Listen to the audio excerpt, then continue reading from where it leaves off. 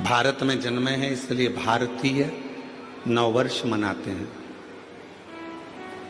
चैत्र के महीने में गुड़ी पड़वा के दिन हमारे भारतीयों का नया वर्ष प्रारंभ होता है।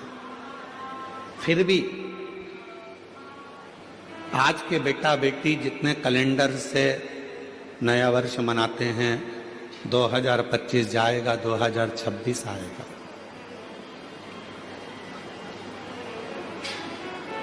शिव महापुराण की कथा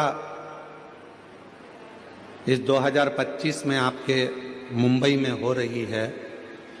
जब अगला 2026 आए तो यहाँ पर जितने शिव भक्त बैठे हैं वो भगवान से ऐसी प्रार्थना कर कर जाना कि मेरे भोले बाबा हमको उस लायक बनाना कि एक बार हम भी अपनी मुंबई में शिव महापुराण की कथा खुद करें। इतना सामर्थ्यवान हमको बनाना। अब उतना सामर्थ्यवान बनने के लिए आपको दो चीजें चाहिए।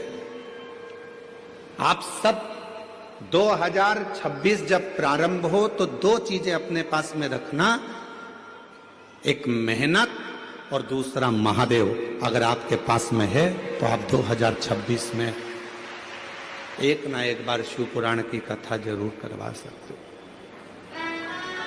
मेहनत और महादेव। आज व्यक्ति मेहनत से पीछे हट जाता है। शिव महापुराण की कथा कहती है दुनिया में ऐसा कोई कुर्सी नहीं, ऐसा कोई सिंहासन नहीं, ऐसा कोई पद नहीं जिस पे तुम नहीं बैठ सकते।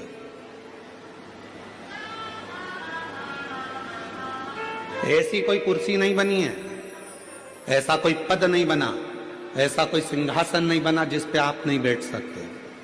बस उस पे बैठने के लिए आपको दिन रात एक करना पड़ेगा, बहुत मेहनत करना पड़ेगी और साथ में महादेव को एक लोटा जल चढ़ाना पड़ेगा, तो वो कुर्सी आपके पास में आएगी जरूर, वो पद भी आए।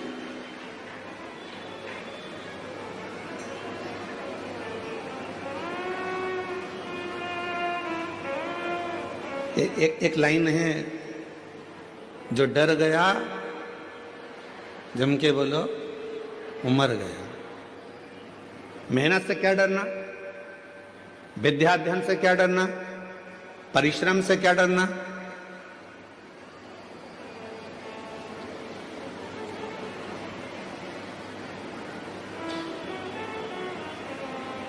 किसी ने कह दिया कि तू ये डॉक्टर की पढ़ाई नहीं कर सकता, तू नीट क्लियर नहीं कर सकता, तू आईएएस ऑफिसर नहीं बन सकता।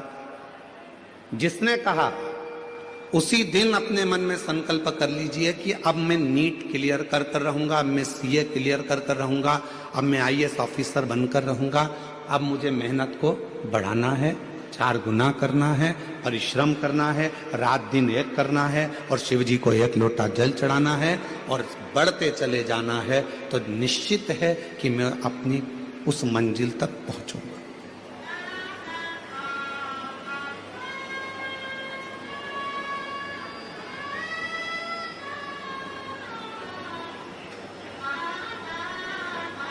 शिव पुराण करती क्या है?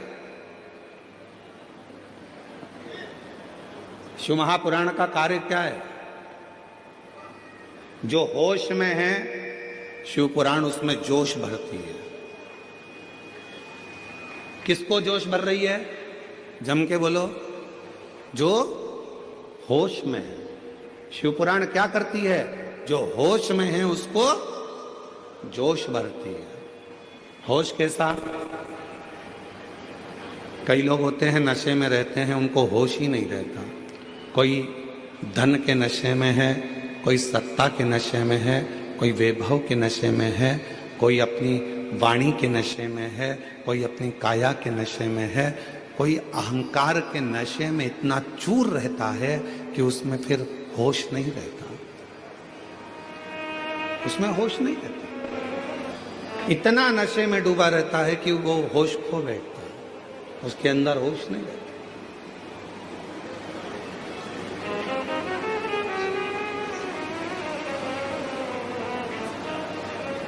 नशा केवल मदिरा का, दारू का नहीं होता। नशा अहंकार का भी होता है, धन का भी होता है। और याद रखना,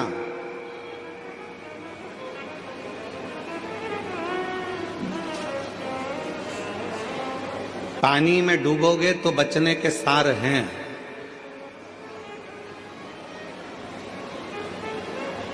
पानी में डूबोगे तो बच भी सकते हो, पर याद रखना दारू की प्याली में डूबोगे तो जिंदगी में कभी नहीं बच पाओगे। पानी में डूबने वाले को बचाया जा सकता है, पानी में डूबने वाले को रोका जा सकता है, पानी में डूबने वाले को थोड़ी सेफ्टी दी जा सकती है, पानी में डूबने वाले को बचाया जा सकता है, पर प्याली में डूबने वाले को बचाना कठिन हो जाता है, बहुत कठिन। और उससे भी ज़्यादा कठिन है अहंकार के नशे में डूबने वाला व्यक्ति, अभिमत्ता में डूबने वाला व्यक्ति।